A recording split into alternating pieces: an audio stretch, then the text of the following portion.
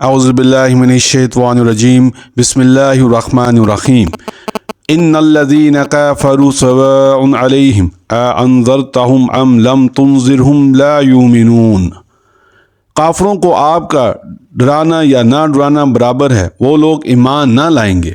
बदनसीब लोग यानी जो लोग हक को पोशीदा करने और छुपा लेने के आदी हैं और उनकी किस्मत में यही है, ना इन्हें आपका डराना सूदमंद है और ना डराना। ये कभी खुदा व तआला की उस वही की तस्दीक नहीं करेंगे जो आप पर नाज़िल हुई है।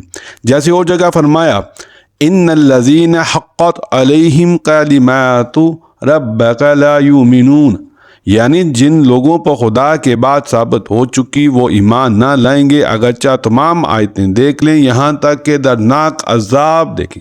और ऐसे ही सरकश अहले किताब की निस्बत फरमाया, वलइन आतैतल्लज़ीना ऊतुल किताब बिकुल्लि आयातिन, यानी इन अहले किताब के पास अगरचा तमाम दलाइल ले आओ, ताहम वो तुम्हारे किबले को नहीं मानेंगे। यानी इन बदनसीबों को सादत हासिल ही नहीं होगी, इन गुमराहों को हदायत कहाँ।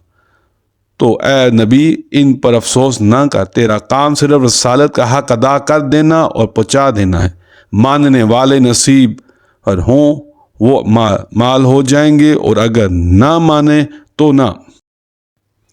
तो ना सही, तेरा फर्ज अदा हो गया, हम खुद इनसे हिसाब ले लेंगे। तू सिर्फ डरा देने वाला है, हर चीज़ पर अल्लाह ताला ही वकील है। हज़रत अब्दुल्ला बिन अब्बास रज़ियल्लाहु अन्हु फरमाते हैं कि हुज़ूर सल्लल्लाहु अलैहि वसल्लम को इस बात की बड़ी ही हर्ष थी कि तमाम लोग ईमानदार हो जाएं और हदायत कबूल कर लें, लेकिन परवरदिगार ने फरमाया कि ये सादत हर एक के हिस्से नहीं। ये नेमत बढ़ चुकी है, जिसके हिस्से में आई है वो आपकी मानेगा, और जो बदकिस्मत हैं वो हरगिज़ अताअत की तरफ नहीं झुकेंगे। बस मतलब ये है कि जो कुरान से इनकारी हैं और कहते हैं कि हम अगली किताबों को मानते हैं, उन्हें डराने का कोई फ़ायदा नहीं, इसलिए कि वो तो ख़ुद अपनी किताब को भी हक़ीक़तन नहीं मानते, क्योंकि उसमें तेरे मानने का अहद मौजूद है। तो जब वो उस किताब को और उस नबी की नसीहत को नहीं मानते जिसके मानने का इकरार कर चुके, तो भला वो ए नबी तुम्हारी बातों को क्या मानेंगे। अबुल आलिया का कौल है कि ये आयत जंग अहज़ाब के उन सरदारों के बारे में उतरी है जिनकी निस्बत फरमान बारी ताला है। अलम तरा इलल्लज़ीना बद्दलू निअमतल्लाहि, लेकिन जो माने हमने पहले बयान किए हैं वो ज़्यादा वाज़ेह हैं और दूसरी आयतों के मुताबिक हैं। वलाइन, इस हदीस पर जो इब्न अबी हातिम के हवाले से अभी बयान हुई है वो दोबारा नज़र डाली जाए। ला युमिनून पहले जुमले की ताकीद है, यानी डराना ना डराना दोनों बराबर हैं, दोनों हालतों में इन कफ ना टूटेंगे। ये भी मुमकिन है कि ला युमिनून खबर हो, इसलिए कि तकदीर कलाम इन्नल्लज़ीना कफ़रू ला युमिनून है और सवाउन अलैहिम जुमला मातरूज़ा हो जाएगा। वल्लाइन ख़तमुल्लाहु अला क़ुलूबिहिम व अला समइहिम व अला अब्सारिहिम ग़िशवातुन व लहुम अज़ाबुन अज़ीम। अल्लाह ताला ने उनके दिलों पर, उनके कानों पर मोहर कर दी है और उनकी आंखों पर पर्दा है, और उन्हीं के लिए बड़ा अज़ाब है। मोहर किस वजह से लगाई? हज़रत सईदी फरमाते हैं ख़त्म से मुराद तभी है, यानी मोहर लगा दिया। हज़रत क़तादा फरमाते हैं कि इन पर शैतान गालिब आ गया, वो इसी की मातहती में लगेंगे, यहाँ तक कि मोह खुदाबंदी उनके दिलों पर और उनके कानों पर लग गई और आँखों पर पर्दा पड़ गया। हदायत को ना देख सकते हैं, ना सुन सकते हैं, ना समझ सकते हैं। हज़रत मुजाहिद फरमाते हैं कि गुनाह लोगों के दिलों में बसते जाते हैं और उन्हें हर तरफ से घेर लेते हैं, बस यही तब ओ ख़त्म यानी मोहर है। दिल और कान के लिए मुहावरा में मोहर आती है। मुजाहिद रहमतुल्लाह फरमाते हैं कुरान में रान का लफ्ज़ है, तबा का लफ्ज़ है और इफ़ाल का लफ्ज़ है। रान तबा से कम है और तबा अफ़क़ाल से कम है, अफ़क़ाल सबसे ज़्यादा है। हज़रत मुजाहिद ने अपने हाथ दिखाकर कहा कि दिल हथेली की तरह है और बंदे के गुनाह की वजह से वो सिमट जाता है और बंदा हो जाता है इस तरह कि एक गुनाह किया तो गोया चंगियाँ बंद हो गई, फिर दूसरा गुनाह किया दूसरी उंगली बंद होगी, यहाँ तक कि तमाम उंगलियां बंद होगी और अब मुट्ठी बिल्कुल बंद होगी जिसमें कोई चीज़ दाखिल नहीं हो सकती। اسی طرح گناہوں سے دل پر پردے پڑ جاتے ہیں، مہر لگ جاتی ہے، پھر اس میں حق اثر نہیں کرتا۔ اسے رین بھی کہتے ہیں۔ مطلب یہ ہوا کہ تکبر کی وجہ ان کا حق سے منہ پھیر لینا بیان ہو رہا ہے، جسے کہا جاتا ہے کہ فلاں شخص اس بات کے سننے سے بہرا بن گیا۔ مطلب یہ ہوتا ہے کہ تکبر اور بے پرواہی کر کے اس نے اس بات کی طرف کان نہ لگایا۔ امام ابن جریر رحمۃ اللہ فرماتے ہیں یہ مطلب ٹھیک نہیں، اس لیے کہ یہاں تو خدا و تعالیٰ فرماتا ہے کہ اس نے ان کے دلوں پر مہر لگا دی۔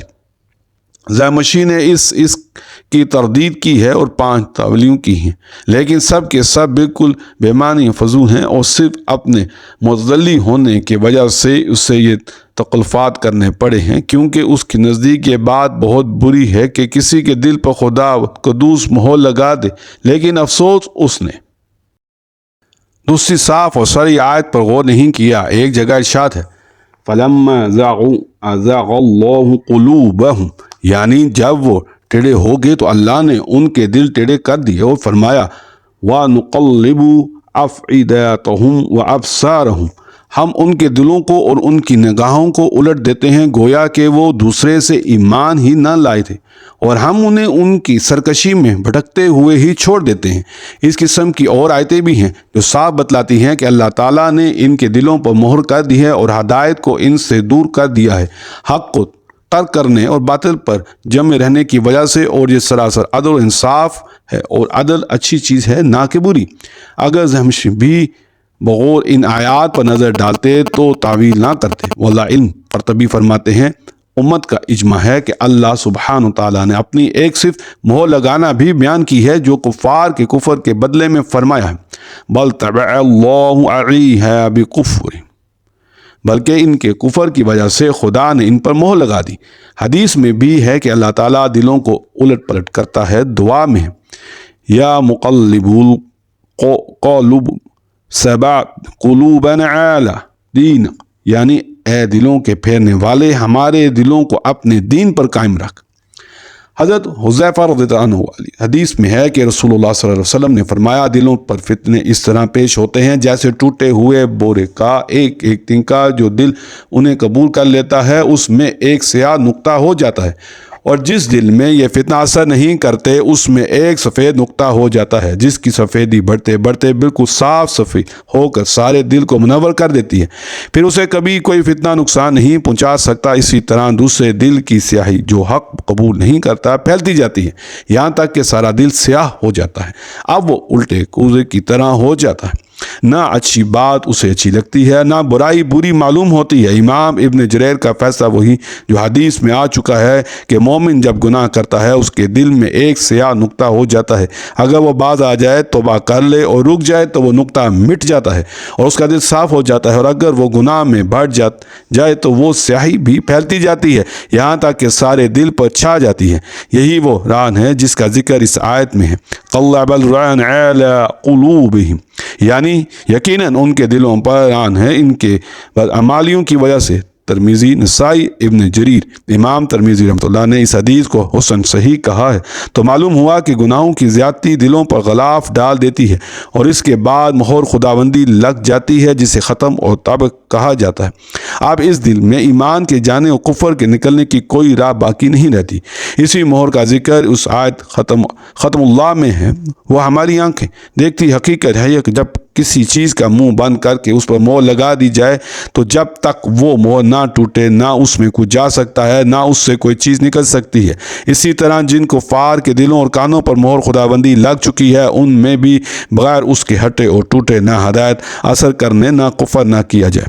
سامعہم پر پورا وقف ہے اور اعلی ابصارہم غشوات الگ پورا جملہ ہے ختم، اور تابع دلوں اور کانوں پر ہوتی ہے، اور غشوات یعنی پردہ آنکھوں پر پڑتا ہے، جیسے کہ حضرت عبداللہ بن عباس، حضرت عبداللہ بن مسعود اور دوسرے صحابہ عنہ سے مروی ہے۔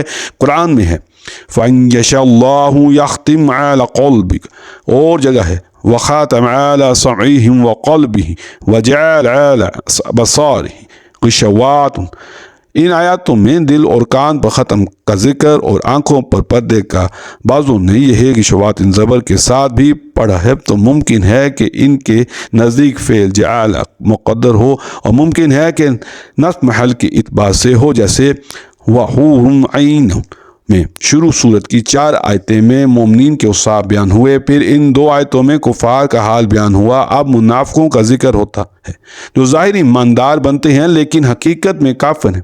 چونکہ ان لوگوں کی چالاکیاں عموماً پوشیدہ رہ جاتی ہیں، اس لیے ان کا بیان ذرا تفصیل سے کیا گیا اور بہت کچھ ان کی نشانیاں بیان کی گئیں۔